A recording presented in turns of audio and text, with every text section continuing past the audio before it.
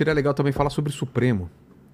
O que você acha do Supremo? Tem algum jeito de controlar? Se você acha que eles estão excedendo, eu acho que todo mundo está vendo o que está acontecendo.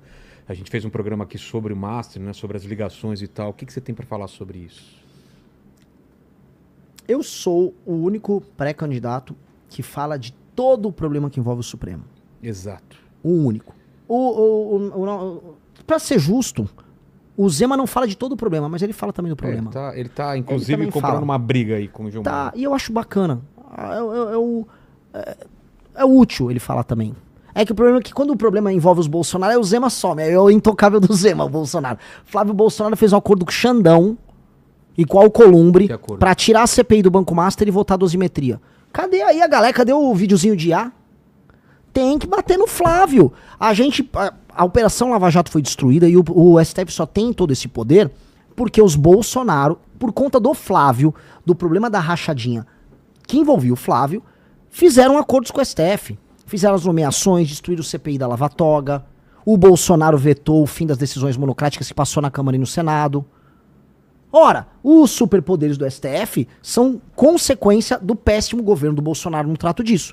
E aí, cara, os únicos que ficaram denunciando e quase foram presos por fazer isso fomos nós. Tô avisando, os únicos que denunciaram, do Xandão até os Bolsonaro, porque todos têm culpa no cartório, fomos nós. Então, e eu tô denunciando até hoje. Fizemos 4 manifestações pedindo a cabeça de ministro do STF, pedindo prisão de ministro do STF agora.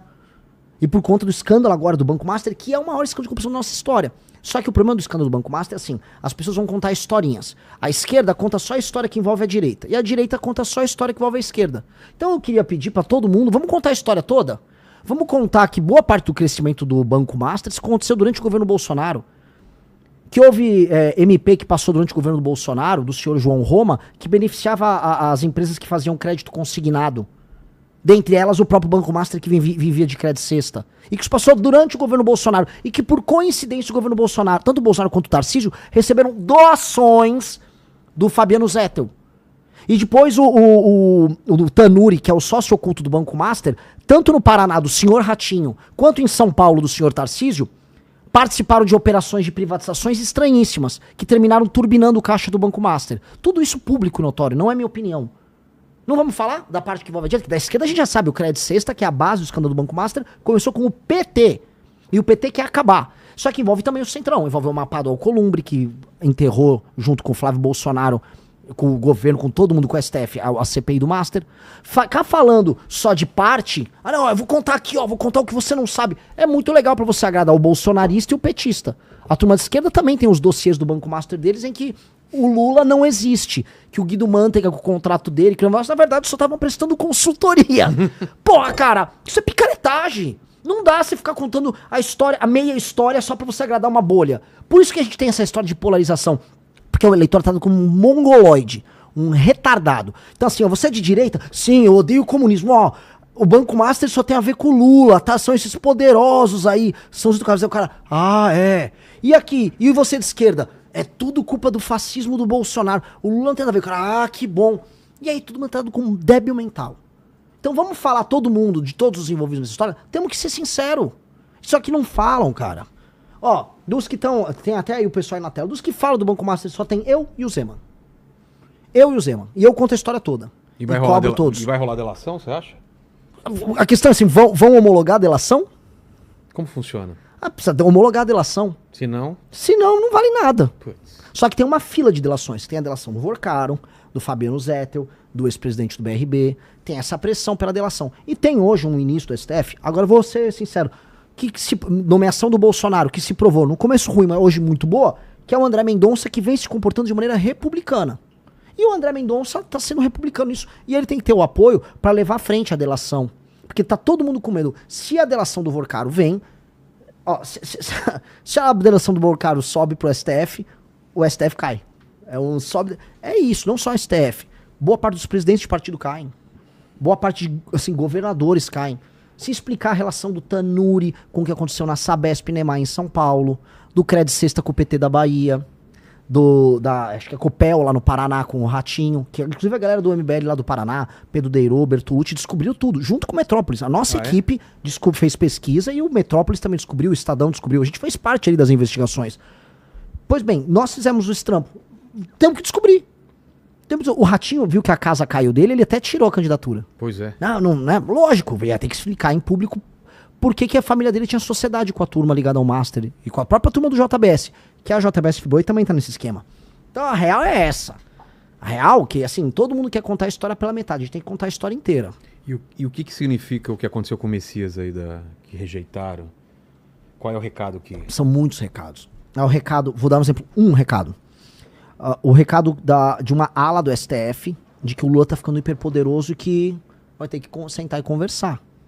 A gente sabe que o Alexandre de Moraes não queria o Messias. Por quê? Por quê? Porque são alas. O Lula tá fazendo um bloco dele. O STF não é todo coeso. O Alexandre de Moraes, pra muita gente falar, ele é de esquerda, ele não é de esquerda. O Alexandre de Moraes dava aula na minha faculdade, conheço ele de sala de aula. Ele nunca foi de esquerda. Ele ficou de esquerda por uma conjuntura. Uma conjuntura de poder, de briga com o Bolsonaro. Esses caras mudam de lado o tempo todo, fazem alianças diferentes. E o Lula, ele quer ter o domínio do STF. O Zé Dirceu já vinha falando, esse primeiro governo, isso aqui é um recado pra todo mundo, até pra quem não gosta de mim. Zé Dirceu avisou, o primeiro governo Lula, a gente vai sofrer, o Congresso não é nosso, mas a gente vai fazer as nomeações, a gente vai fazer o trabalho. O que ele tá querendo dizer? No fundo, ele não falou literal, mas a gente entende, o Zé Dirceu é um homem inteligentíssimo. Vamos ganhar a eleição, vamos fazer as nomeações com o STF, porque com o STF na nossa mão, a gente vai pra cima do Congresso, pegar a roubalheira das emendas. Pegou a roubalheira das emendas, não é que o PT agora é contra a corrupção, é que o PT quer ficar com uma faca no pescoço do Congresso, e aí o Congresso se torna a base do PT. Acaba com o orçamento secreto, que é uma coisa que precisa acabar, e aí com base nisso o presidente da República, ele passa a controlar novamente como faziam na época do mensalão e do petrolão. Aí o governo determina quem recebe emenda, quem recebe contrato, quem pega um ministério, que é o que o PT quer fazer de volta no próximo mandato do Lula. Este é o plano do Zé Dirceu. E aí, isto irrita alas do STF, porque não necessariamente eles concordam. Não concordam com o método, não concordam em perder poder, em ficar minoritário. O Senado, uma parte do Senado já estava de saco cheio do STF. Tem discussões sobre Banco Master envolvidas ali no meio. Tem oportunidades de passar recado pro governo.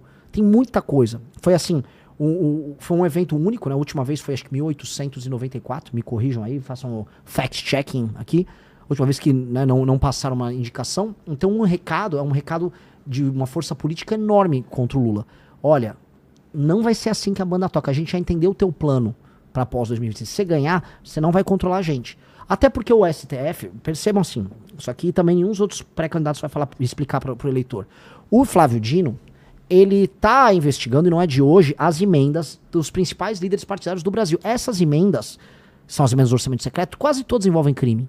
Quase todas. E aí, o que ele fez? Não só ele, né? Assim, há uma inteligência nisso. Estão roubando. Vamos investigar. Vamos investigar que vai estar todo mundo na nossa mão. Pegaram, já teve operação com o Arthur Lira, que foi presidente da Câmara. Ninguém entra no orçamento secreto impunemente. Primeiro que o deputado escolhe. Tem os deputados que estão no orçamento secreto e os que não estão. Os que estão sabem que é secreto. E sabem que a destinação, você consegue, vamos dizer, trabalhar sem muita fiscalização. If you know what I mean, a pessoa que está vendo, se me entende. E aí, com base nisso, né, um escândalo de corrupção acontece. Tanto que, percebemos, as eleições de 2024 foram eleições que, de acordo com os relatos locais, tiveram muita compra de voto, que é caixa 2. Então tudo isso abastece o sistema corrupto. Flávio Dino, portanto, ele tem na mão boa parte dos parlamentares e presidentes de partido no Brasil. E isso é poder. E o Flávio Dino é do bloco do Lula.